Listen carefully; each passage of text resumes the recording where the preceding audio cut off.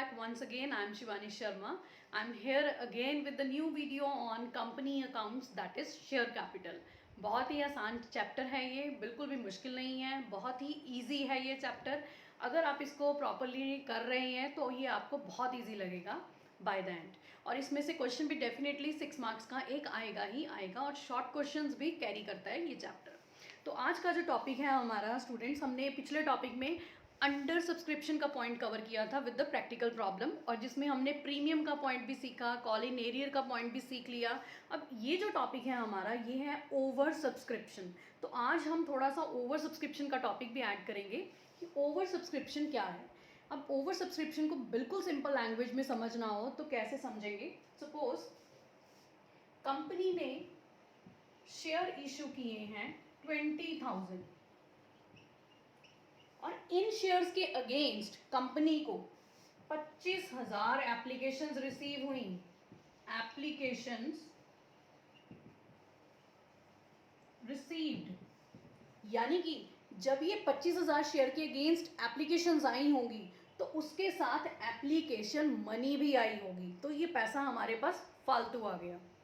अब ये पैसे की ही प्रॉब्लम खड़ी हुई है कि ओवर सब्सक्रिप्शन में हमने ये पॉइंट्स लिख रखे हैं. अब ये जो ज़्यादा पैसा हमने रिसीव कर लिया है, इस पैसे को हम किस तरह से अपनी एंट्रीज के अंदर एडजस्ट करेंगे, या फिर एडजस्ट नहीं भी करना है तब भी उसका हमने क्या करना है. तो कुछ ऑल्टरनेटिव्स मैंने यहाँ लिखे हैं कि जैसे ये एग्जांपल ली है हमने कि 20,000 शेयर तो हम इशू कर रहे हैं, मतलब इससे ज़्यादा तो शेयर्स ही नहीं है हमारे पास, पर एप्लीकेशंस लोगों ने कितने के लिए भेज दी, 25,000 शेयर्स के लिए. तो पहला तो सिचुएशन ये हो सकती है कि हम जितनी भी एप्लीकेशन मनी, मैंने ये जो एक्सेस लिखा है ये एक्सेस क्या है, एप्लीकेशन मनी. ये वही मनी है जो शेयर अप्लाई करते हुए हमें एप्लीकेंट भेज रहा है. तो ये जो एक्सेस मनी हमारे पास आ गई है, it is not to be retained. Question ये बोल सकता है कि जो फालतू पैसा आपके पास आ गया आप अपने बिजनेस में नहीं रखोगे. एंड रिटर्न इन फुल, ये भी लिखा हो सकता है कि पूरा का पूरा वापस कर दो. तब हमने इस सिचुएशन में क्या जर्नल एंट्री करनी होगी. एक पॉइंट में आपको बता देती हूँ अभी कि ये सारा पैसा हम बैंक के थ्रू ही रिफंड कर देंगे, ठीक है. सेकेंड सिचुएशन क्या हो सकती है, जो क्वेश्चन आपको कह सकता है, व्हेन एक्सेस एप्लीकेशन मनी है यहाँ पर भी, when excess application money is retained and utilised for allotment. यानी हमने जब इंस्टॉलमेंट सीखी थी, सपोज 10 रुपये का हमारा शेयर है, 2 रुपये 3 रुपये 2 रुपये 3 रुपये इस तरह से हम पैसा इंस्टॉलमेंट्स में मंगवा रहे हैं.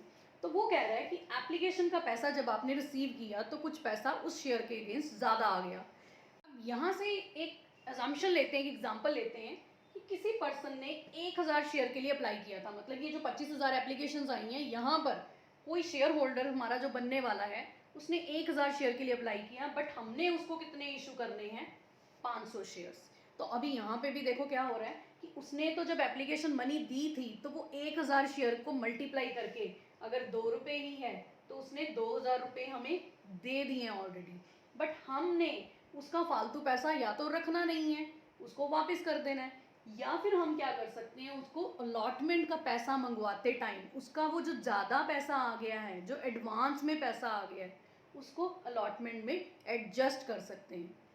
तो सेकंड केस भी हमें एक प्रैक्टिकल क्वेश्चन करेंगे जिसमें ये बिल्कुल क्लियर हो जाएगा कि किस तरह से हमने ये एडजस्ट करने हैं. And the third situation is when excess application money is retained for allotment and call, and मैंने आगे लिख दिया कॉम्बिनेशन ऑफ दोनों. मतलब इसमें रिफंड भी करना हो सकता है कि जिसको हमने कुछ भी नहीं दिया, हमने क्या किया, जब ज़्यादा एप्लीकेशंस आई तो हमने उसमें सेग्रीगेशन करनी पड़ेगी, हमें चॉइस करनी पड़ेगी कि किस पर्सन को हमें कितने शेयर्स इशू करने हैं. तो हो सकता है कि कोई ऐसा पर्सन हो जिसको हम कुछ भी ना इशू करें, तो डेफिनेटली उसके पैसे हम अपने पास नहीं रख सकते. तो एट दैट टाइम क्या करोगे, बैंक में रिफंड कर दोगे. और हो सकता है कि सिमिलर कोई केस हो जैसे यहाँ हमने किया कि किसी ने 1,000 के लिए शेयर के लिए अप्लाई किया और हमने सिर्फ उसको कितने इशू किए, 500 शेयर्स. तो वो जो उसका एक्सेस मनी, यानी उसका जो फालतू पैसा हमारे पास पड़ा है, उसको हम अलॉटमेंट में और कॉल में भी एडजस्ट कर सकते हैं. तो ये एक कंसेप्ट है हमारा प्रोराटा वाला. तो ये अब प्रोराटा को हम स्टेप वाइज समझेंगे, जिससे ये बिल्कुल क्लियर हो जाएगा, क्योंकि ये जो प्रैक्टिकल प्रॉब्लम आपको पेपर में आती हैं वो प्रोराटा से रिलेटेड ही आती हैं, और यही एक बहुत टॉपिक बच्चों को डिफ़िकल्ट लगता है, जबकि ये बिल्कुल भी डिफ़िकल्ट नहीं है। हम सबसे पहले जो प्रैक्टिकल प्रॉब्लम लेंगे उसमें हम पहले 2 पॉइंट होंगे, सिर्फ उनको ही समझेंगे। आफ्टर दैट हम एक और प्रैक्टिकल प्रॉब्लम लेंगे जिसमें हम और ज़्यादा इसको इलेबोरेट मेथड से समझेंगे। तो लेट्स सी, एक प्रैक्टिकल क्वेश्चन आपको भी स्क्रीन पर दिखेगा, उस स्क्रीन पर उस क्वेश्चन को अच्छे से पढ़ लेना। उसके बाद हम पहले 2 पॉइंट उसके जो हैं उस क्वेश्चन के अंदर ट्राई करेंगे।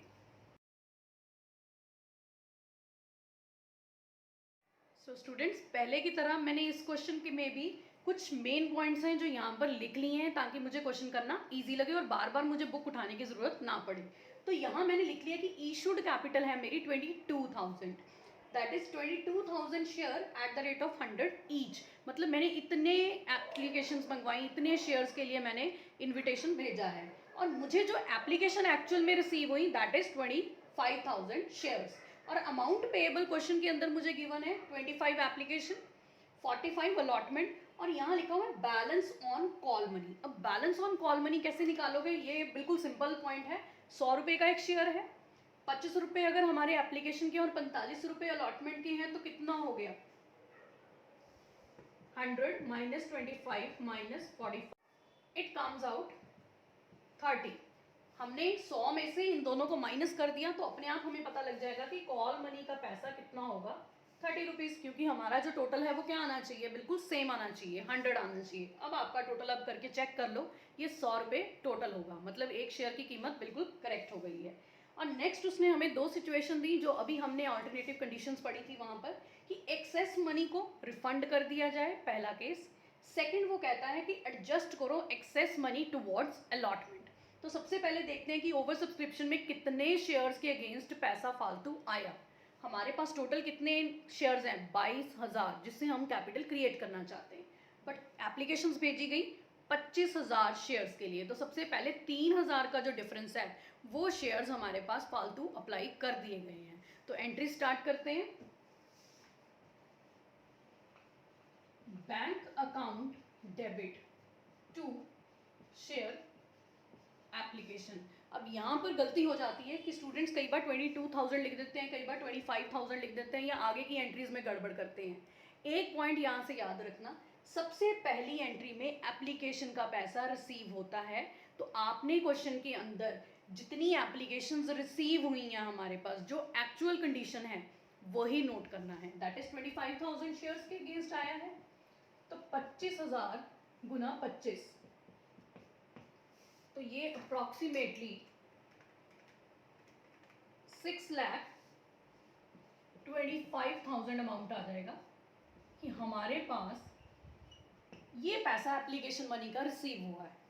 इसके बाद नेक्स्ट एंट्री जो आप करते हो वो क्या होती है, share application account debit to share capital, कि हमने कैपिटल अकाउंट में कितना ट्रांसफर करना है। और साथ ही मैं यहाँ लिख रही हूँ टू बैंक। ये मैंने बैंक क्यों लिखा, क्योंकि एज पर द केस 1 मुझे जितना भी पैसा फालतू आया वो सारा का सारा क्या करना है, रिटर्न। और एज पर द रूल जो रिटर्न होगा वो बैंक के थ्रू ही किया जाएगा। तो यहाँ मैं अब नोट कर रही हूँ, अब इस चीज़ को ध्यान से देखना इस एंट्री में कि क्या चेंज आता है। 22,000 के शेयर हैं हमारे पास, 22,000 शेयर्स, इसी से मुझे कैपिटल क्रिएट करनी है। एक्चुअल में मुझे यही चाहिए था कैपिटल क्रिएट करने के लिए।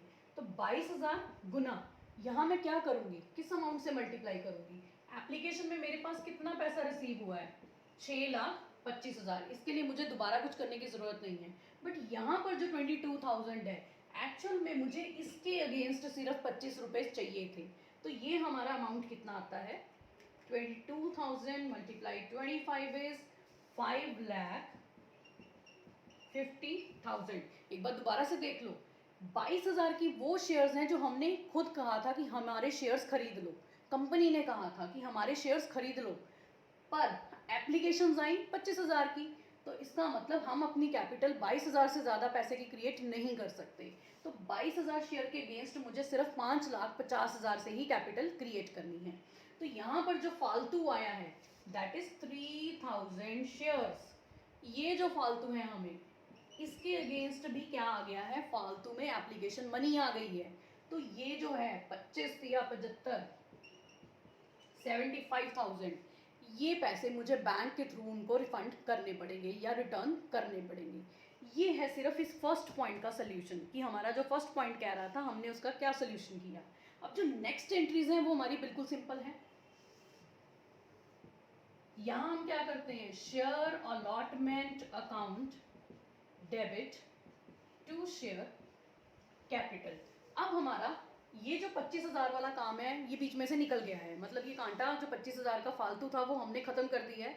तो कैपिटल तो 22,000 से क्रिएट करनी है, 22,000 का ही कब काम रहेगा, तो हम सिर्फ किसके ऊपर कॉन्सेंट्रेट करेंगे, ऑन 22,000। तो यहाँ अलॉटमेंट में कितना ड्यू करोगे, 22,000 गुना अलॉटमेंट बनी 45 रुपये, तो ये अमाउंट आता है हमारे पास 9,90,000। तो स्टूडेंट्स यहाँ जो मिस्टेक होती है मैंने आपको बता दी है, इस मिस्टेक को ना हो इसके लिए एक बार दोबारा से इसको अच्छे से चेक कर लेना। पहले 25,000 शेयर आए जिसमें से 3,000 फालतू थे, तो हमने वो 3,000 वापस कर दिए। अलॉटमेंट का पैसा तब मंगवाओगे जब वो पैसे वापस कर दोगे। तो जब अलॉटमेंट करोगे तब कितने शेयर्स होंगे, 22,000, 25,000 नहीं होंगे। नेक्स्ट है bank account debit to share allotment. अब यहाँ पे पूरा का पूरा क्वेश्चन में लिखा है पैसा रिसीव हो गया, सिर्फ वही पैसा था जो फालतू जिसका हम ट्रीटमेंट सीख रहे हैं, तो एंट्री में भी कोई प्रॉब्लम नहीं है। Next is share first and final call account debit 22,000 multiply 30, ये इजी है, 6,60,000 टू शेयर कैपिटल। अब इसके बाद लास्ट एंट्री हमारी उससे भी आसान होती है, बैंक अकाउंट डेबिट ऐसा रिसीव करने की to share first and final call. यहाँ पर भी कोई एरियर नहीं है, सबने पैसे दिए हैं, तो we will write same amount. तो ये मेरा क्वेश्चन कंप्लीट हो गया फर्स्ट पार्ट। फर्स्ट पार्ट की जो एंट्री थी जहाँ चेंज आना था वो सिर्फ ये था, जहाँ मैंने पैसा रिफंड कर दिया था। ये शुरू में ही हो जाता है जब एप्लीकेशन मनी हम रिसीव करते हैं, स्टार्टिंग में ही ओवर सब्सक्रिप्शन के केस में हम देख लेते हैं कि पैसा रिटर्न करना है, पैसा रिटेन करना है, पैसा यूटिलाइज करना है towards the call, allotment and return, ये सारी चीज़ें। अब जो सेकंड पार्ट है इस क्वेश्चन में, adjust the excess towards allotment. अब इस पार्ट में क्वेश्चन में क्या फ़र्क पड़ेगा सिर्फ वही चेक करते हैं। अब जो सेकंड केस है हमारा इसका कि एक्सेस अमाउंट यूटिलाइज होना चाहिए टुवर्ड्स अलॉटमेंट, तो जब हमने सिर्फ अलॉटमेंट के लिए रिटेन करना है उस टाइम पे क्वेश्चन में क्या चेंज आएगा। तो हम फर्स्ट एंट्री से ही स्टार्ट करेंगे दोबारा से, यही सेम क्वेश्चन कि फर्स्ट एंट्री हमारी थी बैंक टू शेयर एप्लीकेशन। यहाँ पर क्या था, 25,000 एप्लीकेशन हमें रिसीव हुई थी इस क्वेश्चन में, और 25 रुपये के हिसाब से उसने हमें एप्लीकेशन मनी पे की थी। तो अमाउंट इज सेम 6,25,000। तो इस एंट्री और इस एंट्री में कोई चेंज नहीं है। Next entry is application share, application to share capital 2। अब यहाँ हमने बैंक लिखा था क्योंकि बैंक में पैसा रिफंड कर रहे थे, यहाँ लिखेंगे शेयर अलॉटमेंट, है ना, सिंपल, बिल्कुल सिंपल पॉइंट है ये। एप्लीकेशन मनी का जो पैसा हमने एक्सेस रिसीव कर लिया था उसको हम अलॉटमेंट में एडजस्ट कर रहे हैं, और जब एडजस्ट कर रहे हैं तो उसी का नाम लिखेंगे। तो अमाउंट बिल्कुल सेम आएंगे 6,20,000, और यहाँ हमें पता था, इसी क्वेश्चन को हम पहले कर चुके हैं कि 22,000 शेयर हैं जो हम इशू कर सकते हैं सिर्फ, तो हमारा एक्सेस आया था 75,000, और यहाँ भी एक्सेस हमारा 75 है, as it is the same problem question. तो यहाँ पर हमारा जो अलॉटमेंट में एडजस्ट भी हो रहा है अमाउंट, दैट इज 75,000। तो यहाँ बैंक लिखा है, यहाँ शेयर अलॉटमेंट लिखा है, बिल्कुल सिंपल है। अब नेक्स्ट भी हमारी जो एंट्री होगी वो भी देख लेते हैं कि अलॉटमेंट पे इसका कोई इफेक्ट पड़ता है या नहीं। अब जब मैंने अलॉटमेंट को ड्यू किया, तो ड्यू करते हुए मुझे पता है कि मेरा ड्यू अमाउंट कितना है, कितना पैसा मुझे अलॉटमेंट का टोटल मंगवाना है, दैट इज 9,90,000। यहाँ से भी क्लियर हो जाता है कि मुझे 9,90,000 रुपये मंगवाने हैं, और ऑलरेडी मैंने कितने एडजस्ट कर रखे हैं, 75,000। तो इसका मतलब अब बैंक के अंदर मुझे पूरे 9,90,000 रुपए नहीं मिलेंगे। कितने मिलेंगे? 9,90,000 माइनस 75,000। तो ये हमारे पास कितना आएगा? It comes out 9,15,000। तो अगर हम एडजस्ट कर रहे हैं, एडजस्ट करते हुए हमें क्या हुआ, हमने बैंक का जो अमाउंट था उसको कम शो किया। कम शो करने का कारण क्या है कि हम ऑलरेडी वो पैसा रिसीव कर चुके हैं। आप यहाँ देखो, शेयर अलॉटमेंट क्रेडिट हो रहा है 75,000 से, यहाँ शेयर अलॉटमेंट क्रेडिट हो रहा है 9,15,000 से। अगर इन दोनों को ऐड कर दें तो हमारे पास टोटल कितना आएगा? 9,90,000 रुपये। तो हमारा ऑलरेडी 75,000 पहले क्रेडिट हो गया था, इसलिए हमें अब अपना बैलेंस कम शो करना पड़ेगा। तो ये है सिर्फ एडजस्ट करने का तरीका कि हम किस तरह से एडजस्ट करते हैं। और जो दूसरी एंट्री है लास्ट हमारी फाइनल कॉल वाली, वो बिल्कुल सेम है। फाइनल कॉल ड्यू की एंट्री, फाइनल कॉल रिसीट की एंट्री। यहाँ मैंने वर्ड लिख दिया सेम एज जो इसके साथ है, कोई चेंज नहीं है। सिर्फ चेंज कहाँ आया? एक इस एंट्री में चेंज आया, हमने वर्ड अलॉटमेंट लिखा। एक चेंज हमारा बैंक में आया जिसमें हमने अपना अमाउंट रिड्यूस करके दिखाया। तो ये दोनों स्टूडेंट्स, ये जो हमने केस जो क्वेश्चन सॉल्व किया है, इसके अंदर हमने दोनों पॉइंट्स कवर कर लिए हैं। पहला पॉइंट जिसमें एक्सेस मनी रिटर्न कर दी जाएगी, दूसरा पॉइंट जिसमें एक्सेस मनी रिटेन की जाएगी टुवर्ड्स अलॉटमेंट।